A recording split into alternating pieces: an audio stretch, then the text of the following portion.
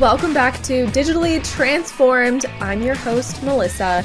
And in this podcast, we discuss innovation, cybersecurity, data, business technology, machine learning, and technology in general as it revolutionizes the way that we work and do business. I hope that you enjoy this week's episode.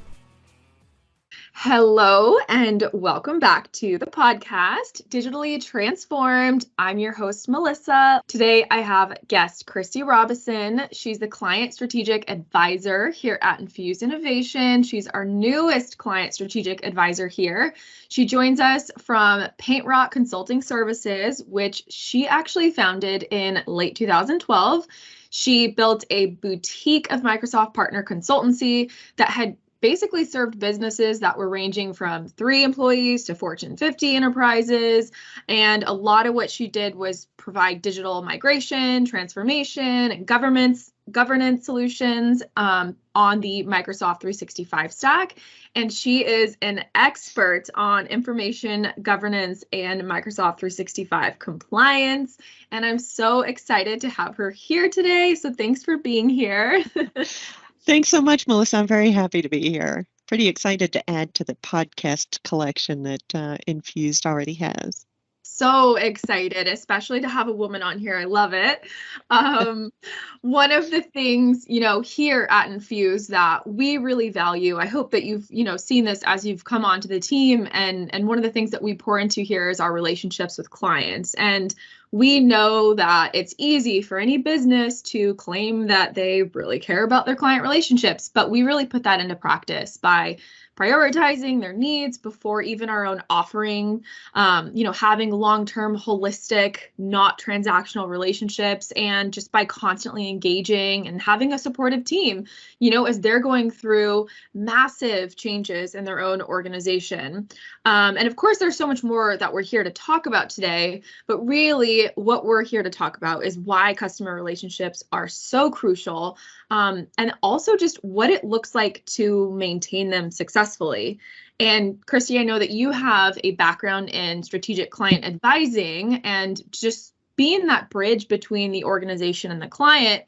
I want you to talk to us about the importance of maintaining positive relationships with your clients just in general and why it's so important. Sure.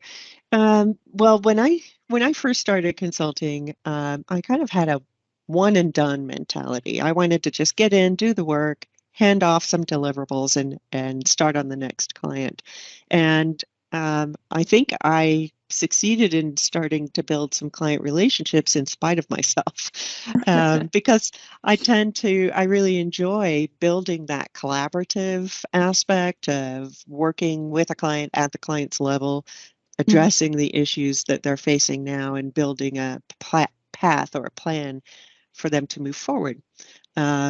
But I think core to a successful client relationship is something that you hear about a lot in relationships in general. And that is, the good ones are all built on a couple of foundation stones, or I guess legs of a stool. And those would be communication, honesty, and transparency, or honesty and trust. And, I think if you start off a brand new client meeting with those aspects, that goes a long way to building a long-term relationship with a client.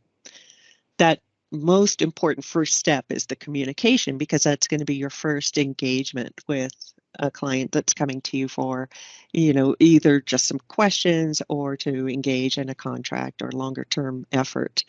And, I think a lot of people think of good communication as being able to present well what the client needs to the client when they need it.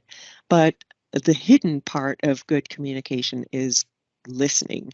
So, it's a two-way street. And if you're just doing the talking, you're going to miss a lot of the nuance and some of the opportunities that the client might be presenting to you. Sometimes some more introverted or shy clients might feel like they're kind of having to disrobe a little bit to share, to expose what their problems are, what they need help for. And sometimes that can be not a very comfortable discussion. So being able to listen and empathize and have a safe discussion area without judgment, I think is a core first step. Having them have a comfort level in describing the problems then gives a little bit of room and space for you to address those a little bit more clearly, ask clarification questions, and really kind of start off from the baseline.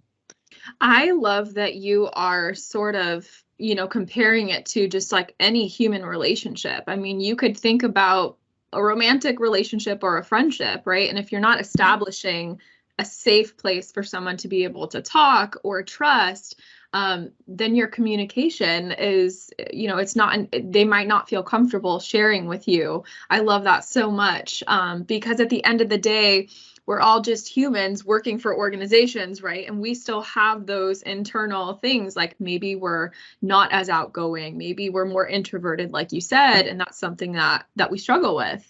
I love that. What are some issues? I know that you've been doing this for a while, so tell me some issues that you've seen in client relationships. Um, I have a couple of pet peeves here, and I'm going to have to lay a blanket apology if I've ever done any of these to any former clients. I'd like to think that I haven't, but sometimes, a large organization might have multiple consultants or multiple advisors engaged in a large project. And that has often been the case in big projects like enterprise digital migrations or transformations. Um, so sometimes at the kickoff or the introduction or the start of a meeting that has a number of different consultants, sometimes you'll hear things like, oh, I see your environment, you have this set up, or you're utilizing this tool. Gosh, that's really not a great way to do it. Uh, or, when somebody interrupts a client who is describing their environment or the issues they want to solve, and a consultant kind of steps over them when they're talking. Oh, yeah, I know what you're talking about. I know what you mean. I've seen that 3 times before. I know how to fix that. Mm. Uh, that's, you know, that's really rude. I, And I don't think we how would would you do that. think how would you think that that makes the client feel? Like invalidated, or just, like, hey, like listen to all of the issues that we're having here so that I can describe this issue to you? I think it puts them kind of on the back foot. So, if you're explaining your issues or your problem on the path to a solution or recommendations, and you're interrupted while you're doing it, then you're not going to have a feel that the client is really hearing what you have to say. Um, and if you translate that into just personal relationships, if you're out and about and you're meeting somebody who might be a new friend and they just start interrupting you right off the bat, then that's probably not a very good way to start or a conducive way to start a relationship or a new friendship.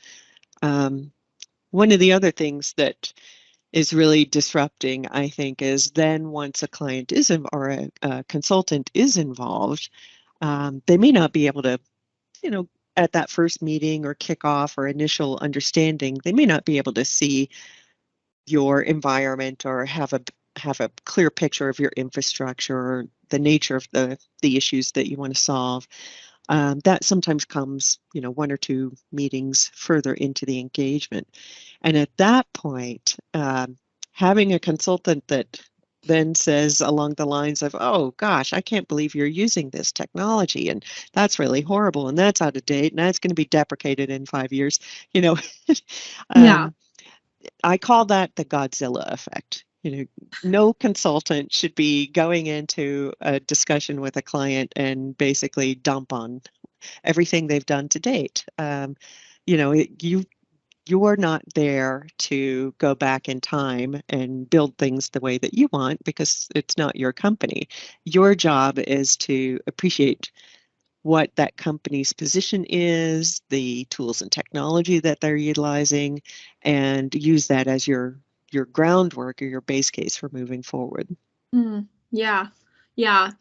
To me, I feel like all of this sort of sums up that you need to have an emotional and communicative awareness of the situation of the organization as well as the humans that are working for it. And again, having that situational awareness, if you're in a meeting or you're having a conversation about something, know who you're talking to.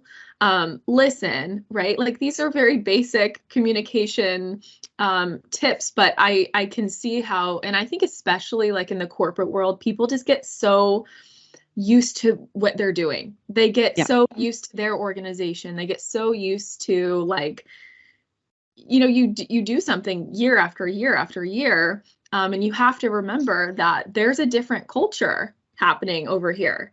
They work differently. They have different systems, different operations. So I love that it all kind of just comes back to basic communication and kind of like an emotional intelligence and communication awareness. That's exactly right. Even within Infused, we have different personalities. So, you could be in a discussion with Phil, for example, our Chief Innovation Officer, and the ideas just pop. It's a very fast moving conversation. And for example, in a discussion with Jeff, he can talk very fast about high level things, but then he goes super deep in a conversation. And Right. and so it's been fascinating to adjust as a new person here at Infused, communicating internally with the company. But I do some public speaking too, and one of the things that is a core there is to understand your audience. The problem is if you're going into a presentation arena or area and you're not sure who the audience is, you kind of have to start with that softly approach until you get some feedback, whether that's Right. nodding heads or some sort of body language. And the same thing applies, I think, to a new client. You don't know if you're going to have a Jeff personality that's going to be able to talk very fast and then very deep about what they want to discuss with you, or if it's somebody that you might need to help usher along and Mhm. help them define what the problems or the business cases are. Either Right. way, I think the goal is that we need to strike a balance between the technology and security pieces, um, and the business's goals, so that between the client and Infused Innovations, so that we can move forward on defining what the most sustainable option is in the most efficient manner. Yeah, exactly. And sometimes also learning your communication style and how that works with others, right? Like if I'm a little bit more of an assertive, open, I can just Yeah. talk, right? But if I'm having a conversation with someone who's a little bit more introverted, I might have to take more pauses and I might have to like withhold and wait, even though that's not natural to me. So I love talking about all of this. I got my master's in communication studies. I taught public Oh, speaking at the university level. I love, love, love talking about awesome. all of this. um, I so need to okay, take some lessons from you. I know. I'm like, we should all have like a company hang and talk about some of this stuff. One of the cool things that I know that we do at our organization that helps us internally, in terms of communication, since that's what we're talking about, is we take personality tests. I'm not sure if you've taken yours with Steven yet. I'm sure it's Yes, I yes. have. And we learn about our personality and our communication and how we work, and then also where we are on the graph with other people in the organization. And you just learn so much internally. And it would be so cool to be able to do that with our clients. I know that's a lot, but just to learn that like work relationship and communication style. But I wanted to move into this next question. So Sure. I would like to know if you could help identify or at least name like the biggest struggle that clients have when they're engaging in new projects or partnerships, maybe something that clients are often lacking that they feel that organizations could provide more of. That's a really good question. Sometimes that's why we're brought into the conversation to help them identify and shape that.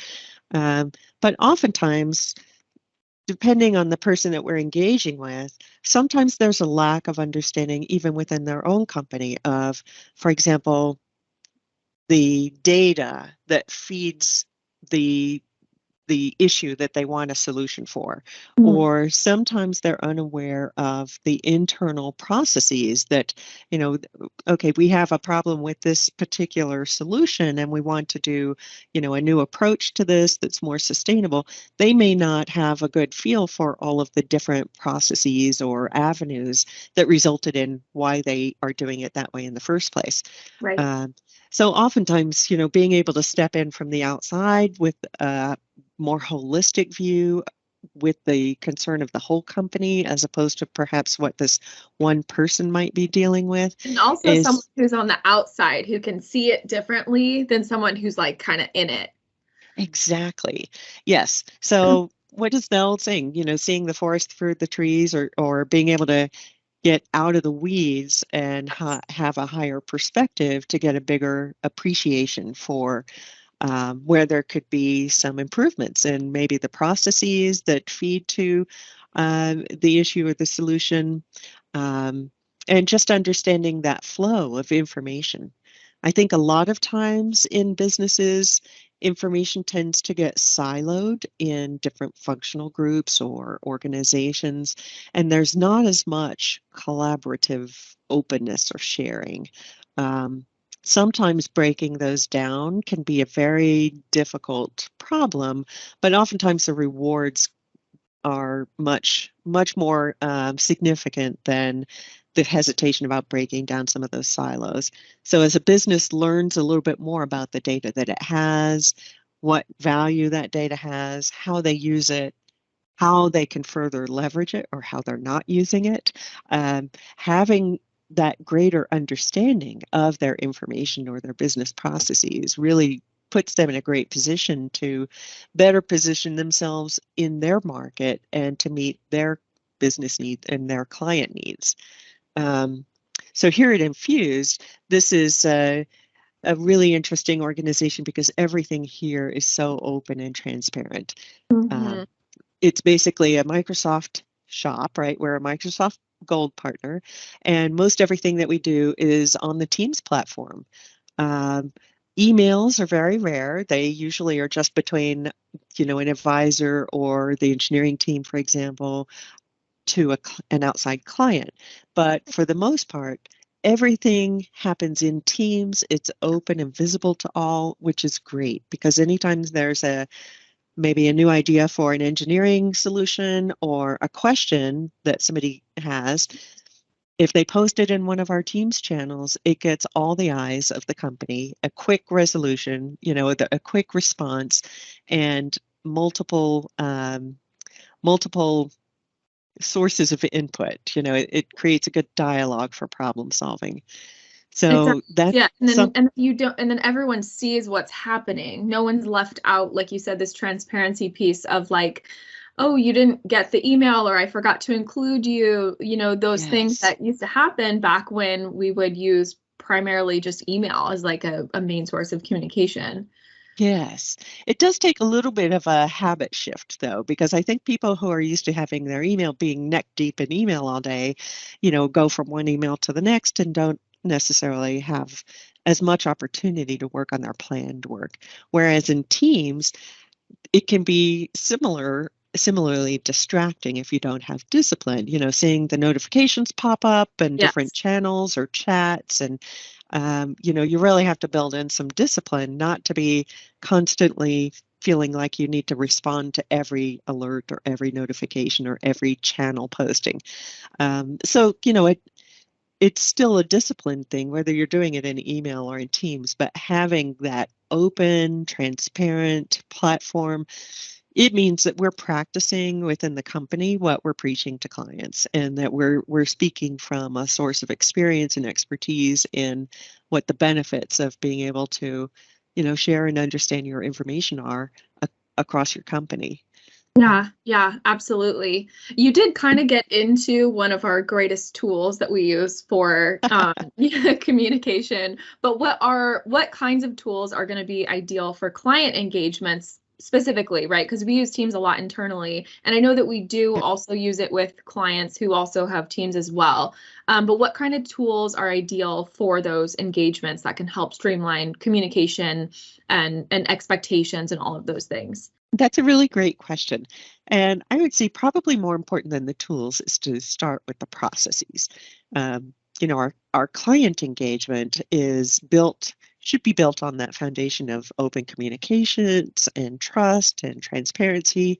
Um, Having that built in the first place is essential, and then having the discussions to determine what the client needs are, building a roadmap to a solution, setting up meeting cadence, and so on.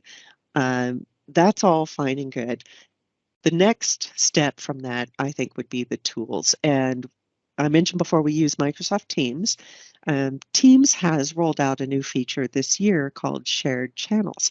So previously, if you wanted to share something from our company to another company through Teams, the other company would have to sign out, perhaps, sign out of their tenant, sign into our tenant, or be granted a guest access. Now you can do that pretty seamlessly through shared channels and Teams.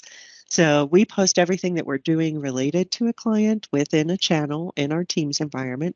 And we have, a couple of clients that are utilizing that shared channel opportunity to be hands-on and engaged as part of our, part of our consultation. Um, so we use other tools too, besides Teams. That's kind of our center part.